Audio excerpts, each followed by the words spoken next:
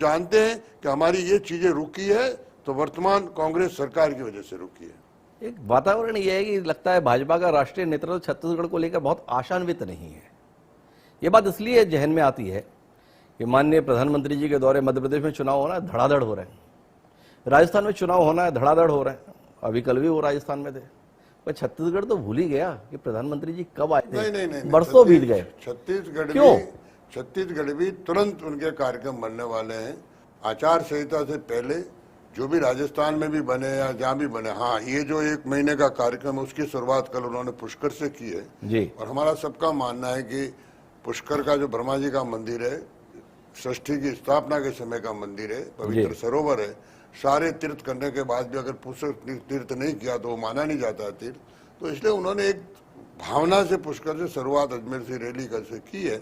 लेकिन यहाँ भी बहुत जल्दी ही आपको सूचना मिलेगी कि कैसे कार्यक्रम, इस समय आचार संहिता से पहले जो सरकारी कार्यक्रम है उसकी हम रचना कर रहे हैं, बहुत जल्दी आपको जानकारी मिलेगी। किस पर उम्मीद कर रहे हैं माथुर साहब आप? प्रधानमंत्री जी के नाम के करिश्मे पर उम्मीद कर रहे हैं, प्रदेश भाजपा के जो चेहरे हैं उन पर उम्मीद कर रहे हैं, या भूपेश बघेल बोलते हैं ईडी सीबीआई पे बहुत भरोसा है आपको, उसी से उम्मीद कर रहे हैं? देखिए, मैं तीनों विषय का उत्तर दूंगा जी। प्रधानमंत्री जी के चेहरे का भरोसा तो अब हिंदुस्तान ही नहीं दुनिया मान चुकी है जी। अभी ताजा सिडनी में जो सम्मेलन हुआ, 50 देशों के अध्यक्ष थे, पीएम थे जी। आप ऑस्ट्रेलिया का प्रधानमंत्री कह रहा है PM is a boss ji. America का राष्ट्रपति जो वीजा नहीं दे रहा था वो कहता हमें आप सबका हमारी सबकी इच्छा का आपका ऑटोग्राफ ले जी। तो प्रधानमंत्री मोदी जी हिंदुस्तान ही नहीं, हमारी पार्टी के नहीं, पूरी दुनिया के चेहरे हो चुके। तो मोदी जी का चेहरा तो हमारे साथ रहेगा ही रहेगा जी। दूसरा, आपने स्थानीय लीडर का बात किया, हमारी पार्टी सिस्टम की पार्टी है जी। हमारी पार्टी किसी व्यक्ति विशेष की पार्टी नहीं है, हमारी पार्टी किसी जाति की पार्टी नहीं है, हमारी पार्टी किसी एक कहना चाहिए बिरादरी या क्षेत्र की पार्टी नहीं है, हमारी पार्टी सिस्टम की पार्टी। इसलिए मैंने प्रारंभ में कहा कि मेरी पार्टी कार्यकर्ता आधारित पार्टी है।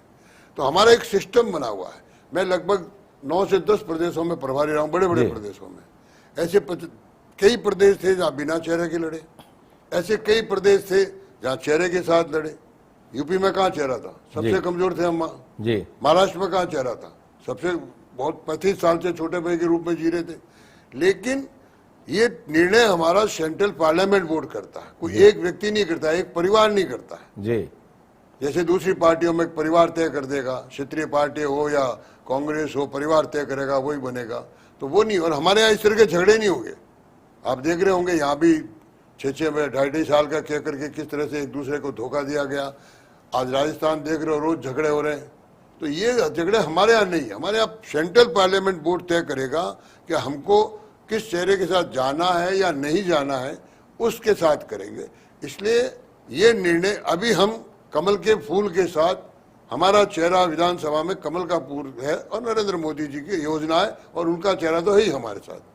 तीसरा, आपने ईडी का बताया, मैं आपसे ही क्वेश्चन करना चाहता हूँ जी। ये हमारी सारी संवैधानिक संस्थाएं जी, यूपीए 1 और यूपीए 2 आपने देखा है, आप बहुत सीनियर पत्रकार हैं, आपने खुद ने देखा। यूपीए 1 और यूपीए 2 में कोई साल ऐसा नहीं रहा 10 सालों में कि जब कोई ना कोई घोटाला उजागर नहीं किया जी। और उन्होंने किया, ये जो आज संस्था है कि उन्होंने किया। और उस काल में कैबिनेट स्तर तक के मंत्री भी जेल भी गए, सस्पेंड भी गए, सब कुछ हुआ। तो क्या उस समय भी नरेंद्र मोदी जी थे? तो वो ईडी दे के गए थे वहां। तो ये संवैधानिक संस्था है। कांग्रेस को सबसे पहले अपने स्वयं के अंदर झांकना चाहिए कि उस समय क्या था यूपी में। या तो उन्होंने योजनाबद्ध तरीके के अपने एलायंस को मारने के लिए ऐसा किया, क्यों मैक्सिमम अलायंस के लोग फंसे थे, कांग्रेस के भी फंसे, लेकिन मारने के लिए किया या क्या? तो ये संवैधानिक संस्था है, एक प्रोसेस होता है, प्रोसेस के साथ ये आता है। और अब तो यहाँ पर्टिकुलर लीकर घोटाले में जी, इस लीकर घोटाले में तो ईडी ने जो एफआईआर दर्ज की है, वो एफआईआर इनका पूरा कच्चा चिट्ठा खोल रही है। तो ये इस तरह की बातें करना अपनी भड़ास निकालने की बात है।